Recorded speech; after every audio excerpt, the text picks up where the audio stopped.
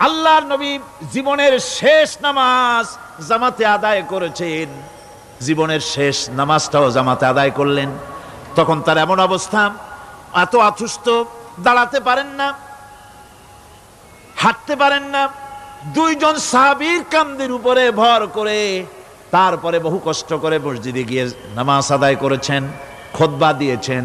বললেন, খুতবা দিতে গিয়ে বললেন, আজ থেকে মসজিদে নববীর চতুর্দিকের সকলের দরজা বন্ধ হয়ে যাবে, শুধু আবু বকরের দরজাটা খোলা থাকবে।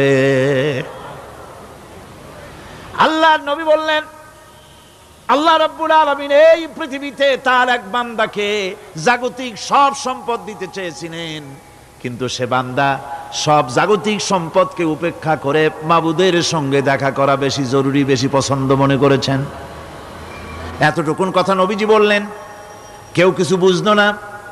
হযরতে আবু বকর রাদিয়াল্লাহু তাআলা আনহু হুজুরের এই কথা শুনে কাঁদতে কাঁদতে তিনি অস্থির হয়ে যাচ্ছেন। সাহাবীরা চিন্তা করলেন, হুজুর কান্না কার কথা বলেছেন, তাতে কান্নার কি আছে?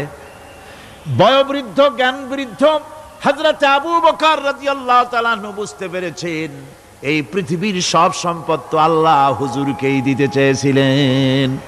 তিনি সমস্ত সম্পদকে উপেক্ষা করে তার মাবুদের সঙ্গে দেখা করার জন্য প্রস্তুতি নিয়েছেন। তার মানে হলো আল্লাহর নবী বিদায় হয়ে যাবেন, আমরা নবী থেকে এতিম হয়ে যাব।